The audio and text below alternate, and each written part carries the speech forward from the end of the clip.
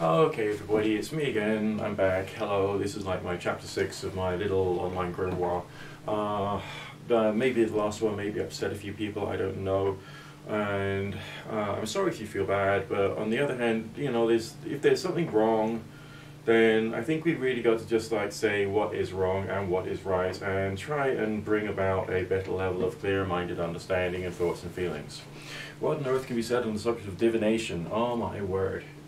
This is another like massive can of worms with lots of like different people's interpretations thrown in for good measure. The general hypothesis is that there's some way in which a human being can gain some variety of information that they would not normally have access to. That's the way in which it's often looked at. Whether that is an accurate way of looking at it or not remains open to discussion and debate. But what I could do is try and break it down into a few different schools of thought. Now, I'm not really going to discuss astrology because astrology has its own particular theories about the positions of things in relation to where you are at various different times in your life, and also like when you're born and when you die and other stuff. And it's a different discipline. It's not something which I specialized in because I wasn't interested and it wasn't actually connecting to my experience, and I wanted to have my experience being the thing that would define what I understood as divinatory arts. What I could do is I could give you an example of when I was young and what happened to me then, and I could tell you the experience, and then we can use that as kind of like hypothetical or theoretical study of one case study. So it's not like a massive universal truth for absolutely everybody out there.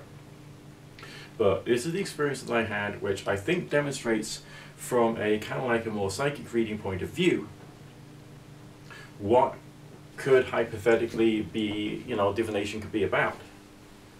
Alright, I was a kid, I was on a coach journey. It was a long coach journey on a winding country road. I think it was, you know, just a little kids summer camp thing, I think it was. And I was sitting at the front and I was bored because it was a long journey and it was an undulating road around the Welsh countryside, I think it was. But it was a long road, okay? So what I did was I thought, I'll do something weird because I'm weird. So I went into a kind of like a bit of a meditation-y thing, and I did like opening up of the chakras in sequence until I reached like the third eye. Then I attempted to project my sense of awareness and consciousness out the front of my third eye and up a little, and that created a state of mind that felt a little bit uncomfortable and difficult to stay in.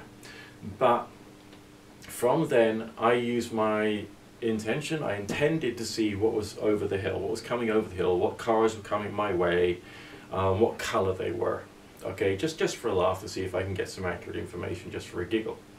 And I actually did that, and it was interesting because it was like in the visual imagination, which is kind of like the projector screen for receiving information or interpreting whatever information you're bringing in. We don't really know which way around it is, but it's kind of like that.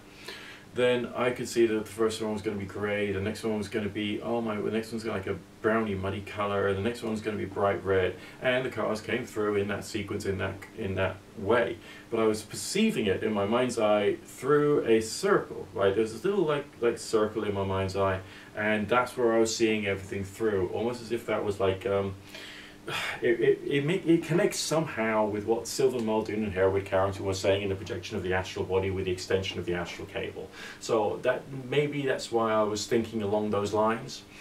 But the experience was very similar to that. Just this little circle in my perceptual vision, and I was seeing things that way. But what I wasn't seeing through that was also like the trees and the road signs and the stones on the road, and whether there was people walking their dog up and down the road. I didn't see any of that in it. The only thing I was seeing was the cars. So what does that seem to demonstrate? Firstly, that some divinatory states of mind are difficult to get into, and you need to hold your concentration on it in the right way without being distracted, so that you can then do your thing. Okay? Secondly, you only seem to be able to perceive the quality of things that you're looking for. So if you were looking out for trees, you'd then be focusing on the trees. Oh, there's a larch, there's a birch, there's a mighty Scots pine. I don't know. Slight Monty Python reference being thrown in there for some reason. All right, so just think carefully, about what it is you're looking for. I mean, it's just like in your day-to-day life when you're in your conscious waking state of mind and you're walking around the house and you need to find a biro, or you need to find a pen or a pencil or a pair of scissors. And let's say you've got a bit of clutter around, and so there's too many things in your sensory environment. And so intellectually you find a way of narrowing it down through muttering the words of scissors, where are they? Or pen, where's my pen, where's my pen, where's my pen? Alright? And that helps your mind to narrow down onto the quality of thing that you're looking for. Your mind then thinks about all the characteristics of something which is scissors-like or pen-like, and then, hey, oh, there it is, it's there. That kind of like demonstrates a bit about what humans are around. It's like the evolution of humanity has brought us to this stage whereby we are creatures who have highly refined physical senses, but we've got too much sensory overload, and so in order to survive, our senses are then focused on specific things that we need to know. Alright? One of those things that people talk about, the reason that people at my age and older kind of forget what they do when they move from one room to another is because of our ancient evolutionary history, in which we had to move from, let's say, the woods to the savannah, and we needed different survival skills for one environment as opposed to another. And so therefore all of our senses change for that environment. You need different skills in the kitchen than you need in, let's say, the bathroom, or you need different skills in the bedroom as you need in the workroom, and so on and so forth, okay? So these are different environments, we've got different associations with them. Moving from one to another creates a perceptual change, which is part of what we are as humans. Divination is therefore a variety of shifting your sense of perceptual awareness from, it's all about what's in here is your visual imagination. It's all to do with what you're doing with your energy field and what you're doing with the sense of perception. Now, what is obviously different between the action of something like spellcasting, the action of something like divination, is just think it through. Come on. On one side of things, you got an idea that you're sending something out. It's got to have a certain level of power. It's going to be therefore explosive. With divination, it's all about receptiveness. And if it's all about receptiveness, the state of mind you've got to be in has got to be sufficiently sensitive and sufficiently receptive in the right way, as well as your sense of perception, which is within your meditative, weird, prayerful state. Okay? Being geared towards kind of like the direction of what you're looking for and the classification of what you're looking for, and also, I guess, the quality of information you're looking for. And the quality of results you can get would have to be based logically and rationally based upon your own perceptual skill, your own meditative skill, your ability to shift your sense of perception and awareness bit by bit in different ways, and also the reliability of that one particular variety of psychic perception, being aware of the limitations which you have with it. I mean, I met this, I dated this lady a while back. I still care for her. We're not together, but I still care for her, and she's great. And we parted on very good terms. But there was something happening on the day, and then she suddenly said, "Well, what is your psychic perception about that?" To which I thought, isn't that a bit of a daft question? Because what quality of information are you looking for? Is this something that you'll be better off Googling for, or is it something you'll be better off divining for? When we're doing divinations in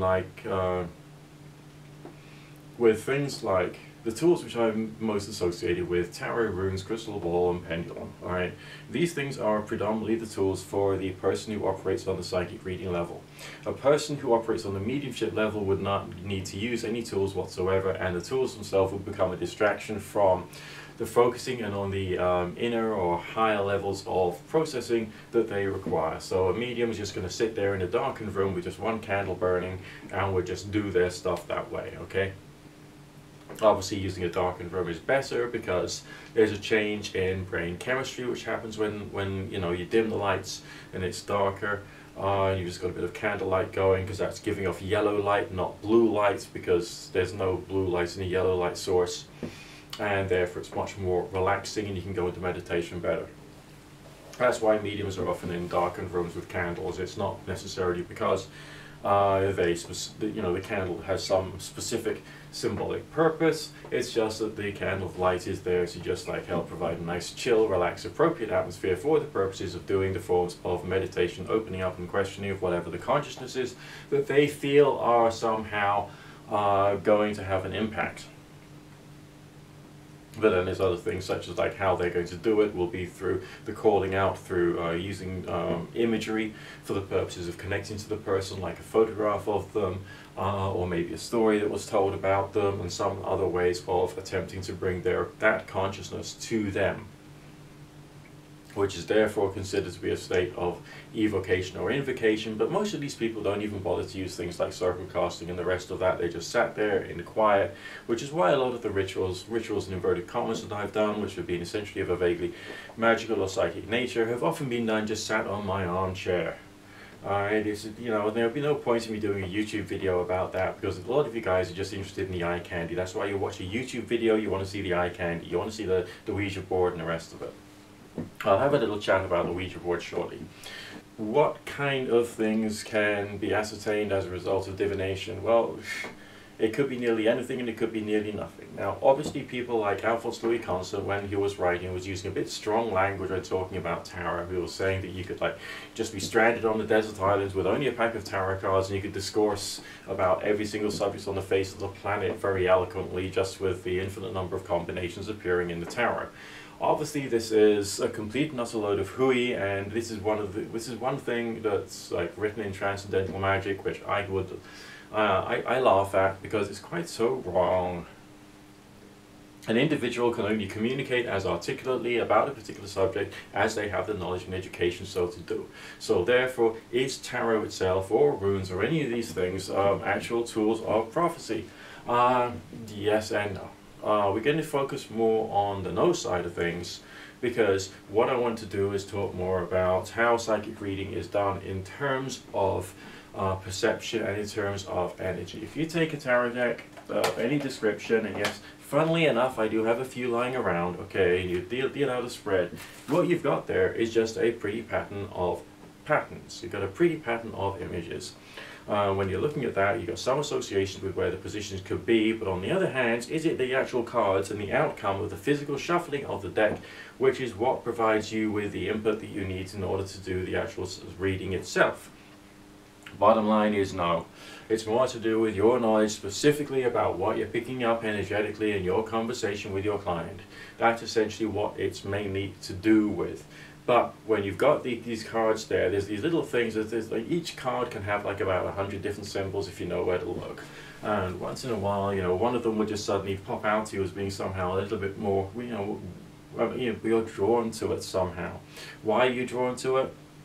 Could it be that there is something in your psychic awareness in general which suggests that there is something that you're receiving which has some kind of resonance to the nature of that one particular symbol that is within one particular card in one particular position, and that somehow adds some elaboration to the nature of the story which you are giving the client themselves based upon the energetic feelings that you're picking up and the nature of the story. They tell you the stories of their story so that you've got something to hang your perceptions upon. They're describing a particular person. You can then reach into their life and you can feel, as it were, the shadowy energy of that one particular person and their interaction with, let's say, your client or with other people, and maybe during that time you're feeling something about their character and you're working them out as an individual based upon the psychic perception direction which the client has helped you to focus your attention and awareness and openness upon, so that you can then provide the story about the reading of the client and their lover or boyfriend and or girlfriend and or family and or relatives and or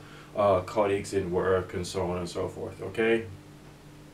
It's more a question of an intuitive understanding of characters, and when you understand those characters and you can understand the kind of vector forces which is making them move in different directions in their life, then you can start to work out from your perception as well as your understanding of their character, the understanding of the character of the client, what the interaction will be, almost as if it's like interference waves moving into the future with various different points in time. acting as like nodes where there's more energy or more activity, and the nature of that energy or activity is again described to you by sensation and feeling coming through to you from sources outside of yourself. And it's very, very weird, and you know, of course I've had some failed readings, and you know, I've had times it hasn't worked out brilliantly, and I wasn't able to get into the right state of mind and all that kind of stuff. It's rather challenging. But essentially that's what tarot reading is about, okay? That's what it is like to do with rune stones. I don't understand what people say about runes. They have their own energy. No one knows what that means. When people say if you just draw the Feu rune, then the power of the Feu rune will be there for you. So if I draw the Feu rune, I'm going to win the lottery? Great. How's that happens? No. Why not? So obviously spellcasting is different, and divination is different to spellcasting, because spellcasting is about building up energy with a particular characteristic and sending it in a particular direction for a particular specific intended purpose. That's essentially what the theory of it is all about. Divination is more to do with sensitivity and turning yourself into an individual who can be sensitive, who can understand symbolism and how symbolism reacts with other forms of symbolism, and how people interact with people, and working out the vector qualities and quantities of life itself, which requires an awful lot of like studying beforehand so you can try and work things out. Now, in some respects, the fact I got my lousy degree from a university which I did sociology and psychology kind of like did give me some impression about what different demographics within society could possibly be about, what particular forces could actually influence them. I've got my own life experience with the negative forces which have acted upon me, which has given me some kind of input in terms of how positive and negative social forces and dynamics occur. And I try and put all of this knowledge together in a cohesive manner to try and help my clients to do well. That's essentially what tarot reading is really about, and everything else is also to do with the conversation and how you communicate with the clients and how you help the client to understand where you're coming from, and putting people at ease. And that's tarot reading. That's an entire course about tarot reading and psychic divination done in just a few minutes. Alright, so thinking about this, it's more to do with, you know, what ways you're learning how to be receptive, what ways you're learning over time how to change your sense or perception of kind of perceivable reality. I mean, if you're in a position of thinking like, I don't believe that my visual imagination is a screen for, you know, what's being received, or I don't believe that I can change my sense of perception to the point whereby I can see what cars are coming over the hill, you obviously aren't going to be able to do it. It's all to do with the inner rearrangement of your sense of perception. And the state of mind is prayerful, relaxed and tranquil, and you use visualization to change your perception of sense of self and try and project outwards in particular directions with your intention to receive, and also being aware of what you're looking for. Alright, that's why when a tarot reader is working with a client, he's got to ask, what is the question? What am I looking for here? And just this whole thing about like, why don't you give me a general reading? Why? I don't see what the merit of that is. I mean, as far as like improving things like human understanding and human communication, a tarot reader or a psychic reader acts as an extra dimension within the whole therapeutic matrix. I mean, many of my clients, not all of them, but many of them also speak to counselors and doctors about their, psychological and emotional, social and family issues. And then they come to me to have a different variety or type of conversation. But, all of the tools are very different because they approach things in different ways. I mean, you got your idiomotor devices, you got the Ouija board, which requires a certain level of training and practice to be able to do it, a bit like doing handwriting exercise. You spend months, days, months, weeks, years, whatever, you're spelling things out on it just to get your mind and your body and your hands used to doing that. You practice your meditation, you practice your opening up, and you provide through intention, as it were, some variety of permission for the ideomotor effects, namely the movement of your fingers with the fingers on the planchette, to attempt to communicate a message to you about something which appears to be coming in.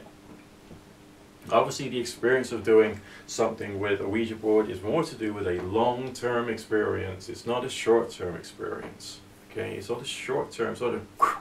It's not like a flash of inspiration and then boom, you can then speak from it.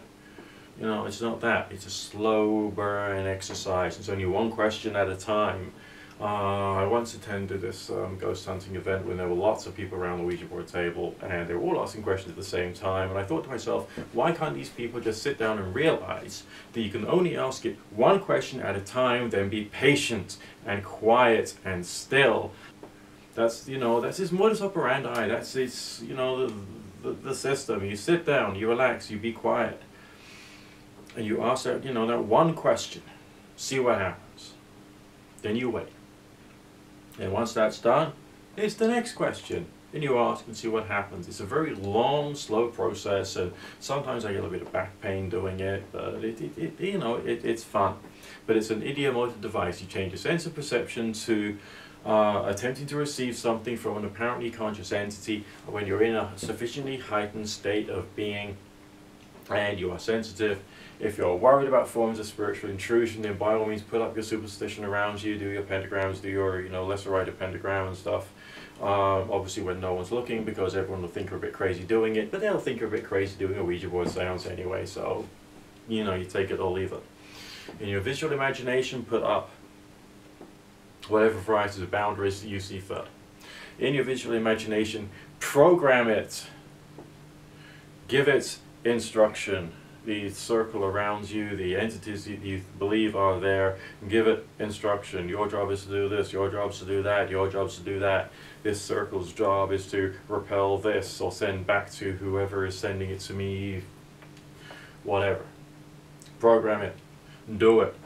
Do which version feels most comfortable to yourself.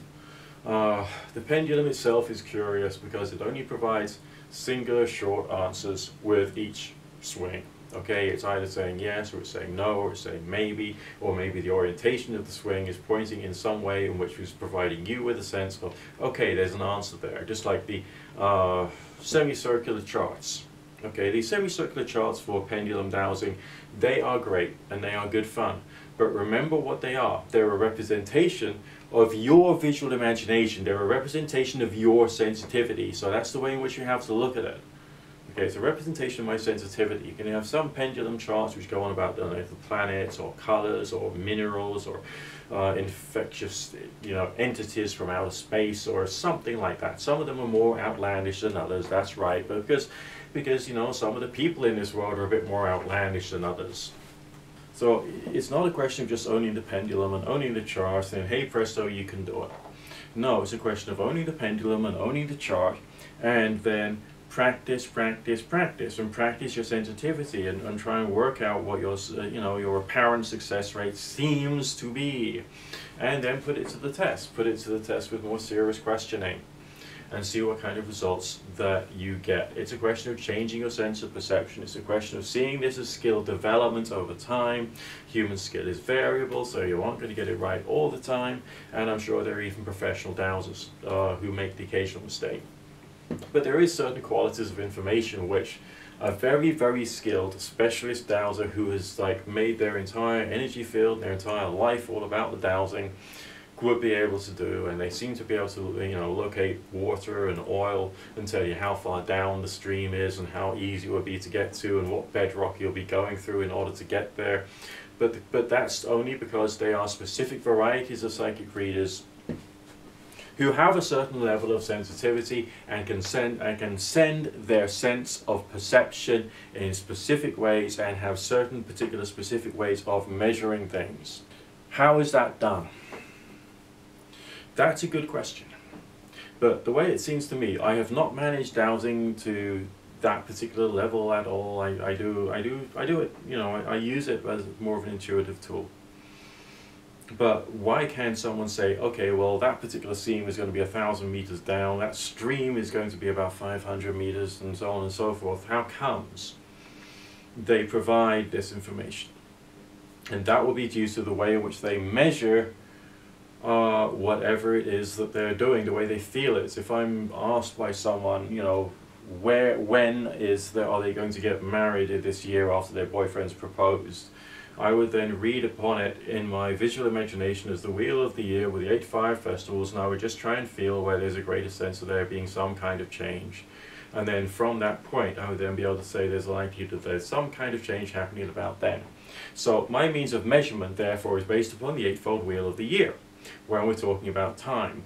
And I can then, within the elements of the style of divination that I'm doing and the limitations of it, I can then provide the right quality of guidance as to, what the time will be. But I personally am not skilled in being able to measure distance that way, measure weight or volume or minerals. I can't do that. But that's okay, because my life is moving in a particular direction, but there'll be other people out there whose skills will be in different directions, and their sense of perception will be in different directions because they spend a lot of their time, I don't know, studying geology, or they spend a lot of their time reading about rocks and minerals and where the streams go on underneath the rocks of Great Old England, or Mesopotamia, or Idaho, I don't know. And therefore they've got some kind of understanding as to what could actually be going on there. And they therefore have developed their sense of perception to be able to do that. That's their particular specific skill. Alright. Divination is about sensitivity, it is about perception, it's about changing the way in which you're looking at things. If we're dealing with like the holographic consciousness model of the universe, whatever it's called now, okay, then all the information of all the universe is somewhere out there somehow, and the only way in which you can have some kind of glimpses of it, we're not talking about going into meditation and suddenly coming out of it and you've got yourself a PhD in biomechanics. Then, maybe you write down something about what you saw and what you thought and all the rest of that. And then you correlate that against what actually happens with the passage of time. And you just see where there's some connection there. We humans are not bound in our consciousness to the here and now, and we are not just a prisoner of memories. We're not necessarily even a prisoner of the physical body. When we're operating to try and have these spiritual experiences, such as the astral projection, read the book by Sylvan Muldoon and Hereward Carrington, The Projection of the Astral Body, study it like it's the Bible, okay, every single day and every single night for many years, and do what it says.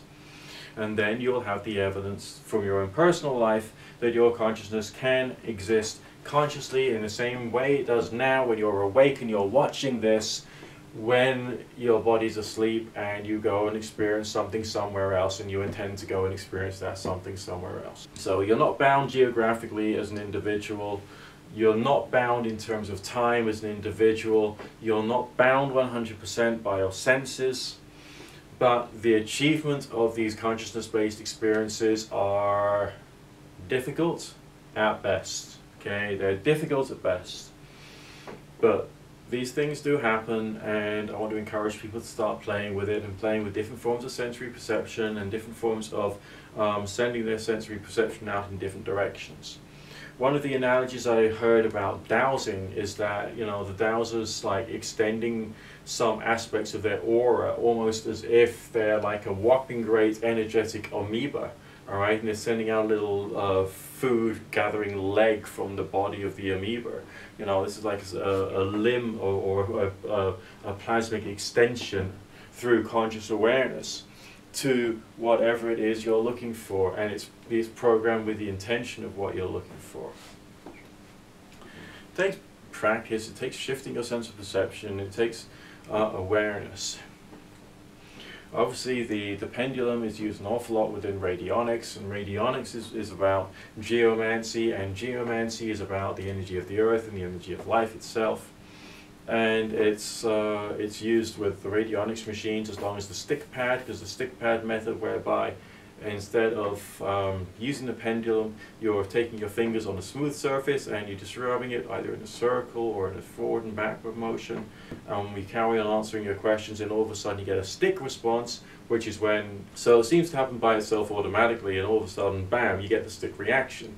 And the stick reaction is, of course, the answer to your question. That's the affirmative, that's the yes. And then that's the one thing you need to look at. So if you're using a pendulum, it's going to give you like yeses and nos. If you're using a stick pad, it's going to give you either a no, no, no, no, no, no, no, no, no, yes type answer. So the Ouija board gives you a different type of answer, the stick pad gives you a different type of answer, the pendulum gives you a different type of answer. And you need to ask questions appropriately. You can't just gather around a Ouija board and ask thousands of questions, or, you know, like crazy. A Ouija board is about one question at a time.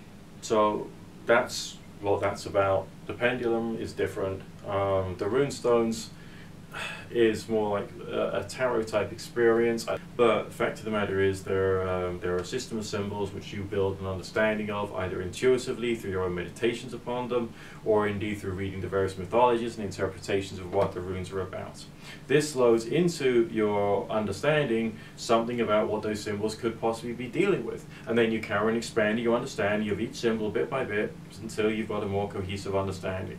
And then you deploy your psychic reading method, and of course you cast your runes or lay them out in a tarot spread type style in order to try and get some variety of intuitive connection to the concepts of what could possibly be happening in the outer world. It's curious, you know, but remember, you know, remember the truth. There's always limitations, all right? And I'm not going to turn around to you and say that tarot works or that, you know, divination works, because that's not a good use of language. What I am here to say is that there are some experiences which you will be able to have which will make you understand that you are somehow connected to an entire sea of universal energy, that your consciousness is essentially infinite, that you are not just a physical body, and your sense of perception and communication over distance can happen periodically if the circumstances, the situation, and the state of mind is right, whether you're using tools or whether you're not. Okay?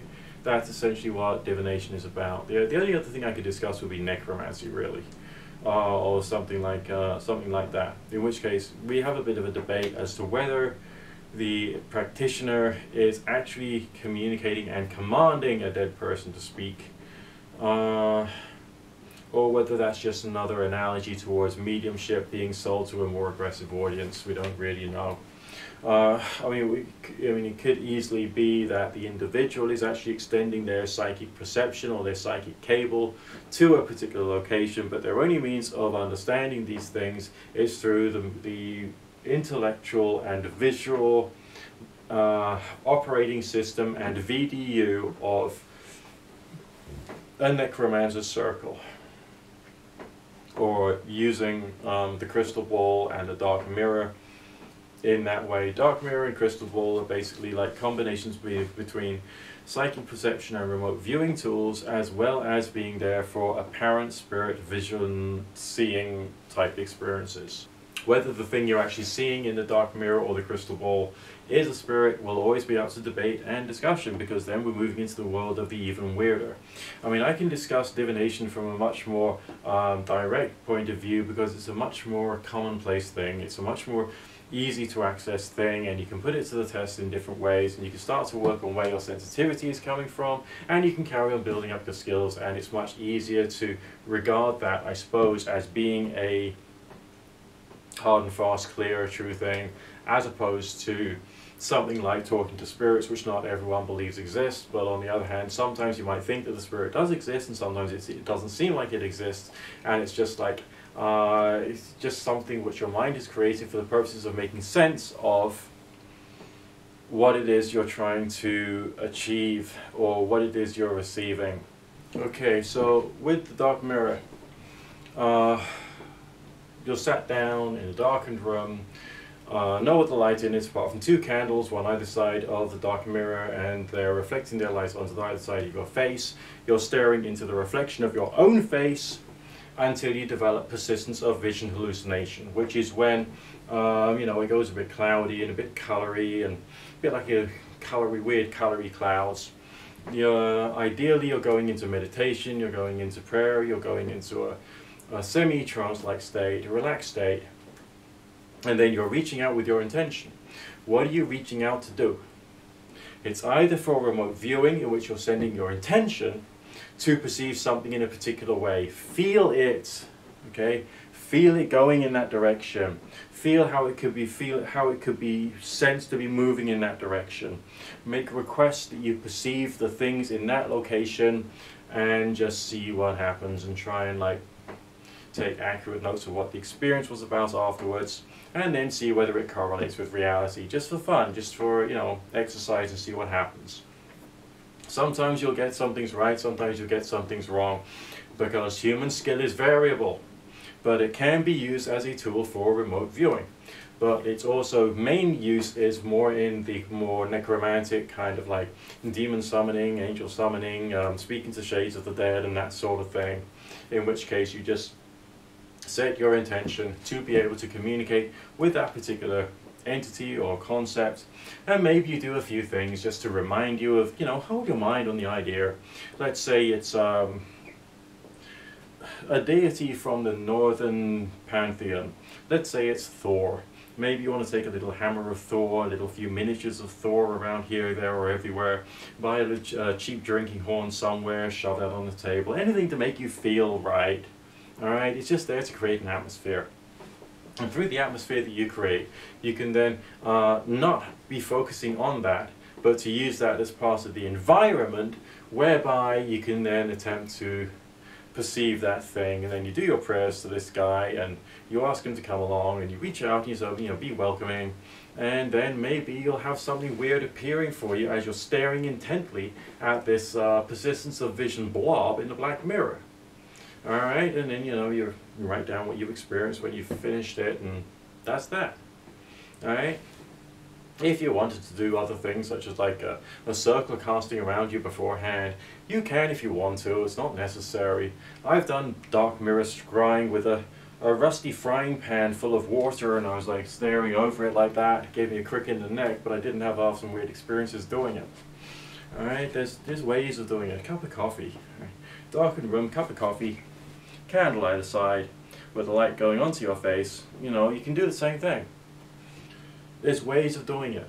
Alright, Crowley spoke about some people pouring a little well of ink into the palm of their hand and staring into that. But that wouldn't be the same as the dark mirror, would it? Because the dark mirror relies upon your actual facial reflection in the dark mirror itself, and the fact you're staring at this luminous face, which then kind of like goes all cloudy because of the effect of persistence of vision. Namely, your eyes don't want that much light, so they kind of like go a bit hazy. And when it goes a bit hazy, then your brain tries to work out what it is, but it can't work out what it is because it can't see anything, and so therefore it goes into hallucination of sorts. And that's why you'll get visual things suddenly appearing for you in a black mirror. Now, whether that's a genuine spirit or whether that's genuine remote viewing, it has to be a question of I report, you decide. I mean, I can't turn around to you and say, there's so many experiences which are like, what I would regard as being 100% genuine, and are genuine experiences which are genuinely about spirits and guides and angels and that sort of thing, yes. But, if you don't see the world that way, but you just want to play with the tools, you can, and it's nothing, it doesn't matter. It's just something fun which you can do and play around with and have some interesting, scary experiences with, especially at Halloween if you want to just like do something fun with your friends. And it's good. Alright? And pretty much that's all you need to really understand as far as the actual practice of divination is concerned. I mean, when you're in a spiritual healing situation, you can place your hands over a person's injured part of the body, and sometimes if you're in the right meditative state, you can then try and remember a trauma associated with that particular injury or that particular disease. So that becomes curious, because that then informs you of, other people's trauma is something which is part of your experience too. It's weird. You can sometimes even relive someone else's trauma. It's very strange. And none of us are going to be experts at it. None of us are going to be like the great Merlin. None of us are going to be controlling all of the occult forces to make make the universe obey our will. None of us are that powerful. Relax, relax. We are experimenting and exploring, and this is going to hopefully one day translate itself into an objective science. All right. The energetic consciousness force that I talk about a lot here is real. It exists in so many different ways and in so many different forms. It's difficult for me to put my finger on. I mean, the natural world, if you look at the expansion of it, just just watch like lots of documentaries about the Hubble telescope and about quantum physics and quantum entanglements and biochemical this, that and the other. Just study as many documentaries as you can and realize how complicated the physical world is. And if that's the physical world, how complicated is this other world in which we're only able to just glimpse in our physical form? How complicated it must be. Alright, that's why all the people who go on about, oh, I'm so powerful, you know, I'm so powerful, this, that and the other. Shut up.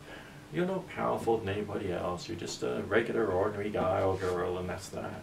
Just explore what it means to be a human being from this point of view, because when we do that, we can then understand that what we are as humans isn't what we think we are. And there's other stuff going on, and you know, our minds are somehow really, really important. Our souls are somehow really, really important. The energy field has some kind of objective reality, and if it does have some kind of objective reality, it must have some bearing on other things such as human health and well-being and psychological well-being and emotional well-being and personal growth.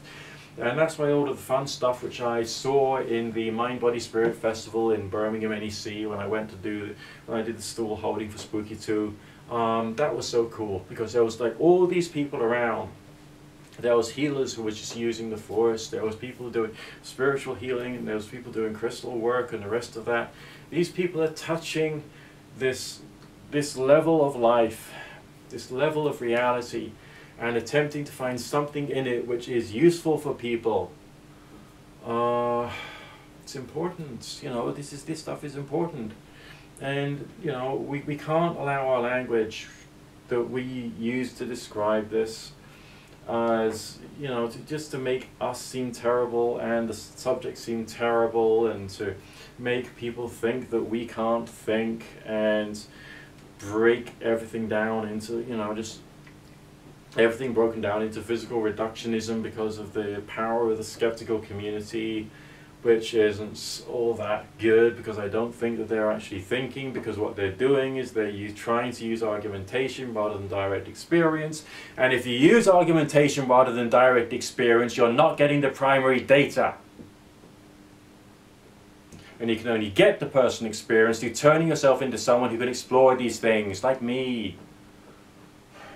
Right?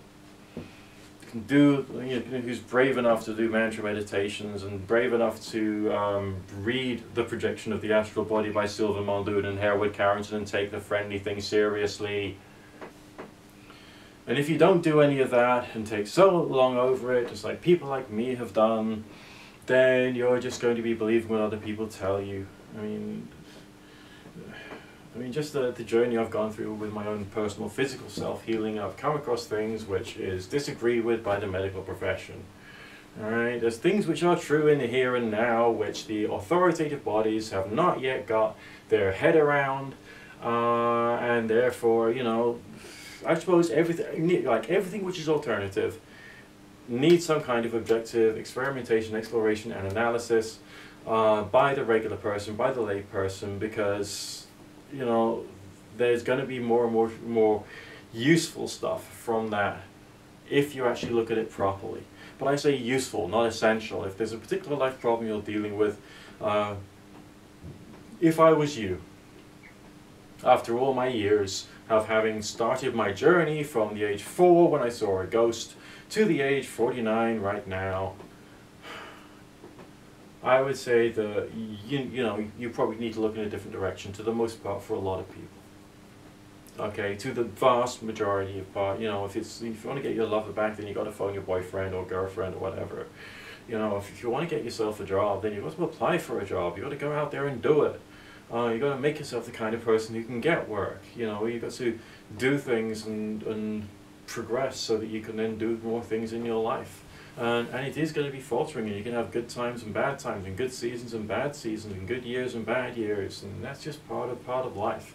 But with each time, we just learn to refine ourselves and make ourselves better, and I think that that's what's probably most important for me to be able to say to most people. Okay, you know, work on yourself, work on your life, do whatever you can to improve yourself, but don't deny this subject. It's wrong too, all right? There's ways in which we can learn to use this stuff somehow for the purposes of human betterment, and working on things like, diseases of mind and body, or maybe there's some kind of crossover between the self-developmental world and the occult world which we can use. There's actually a book I read a while back called The Christ Psychotherapy and Magic, which uses the Kabbalistic tree of life as a means of explaining psychological well-being.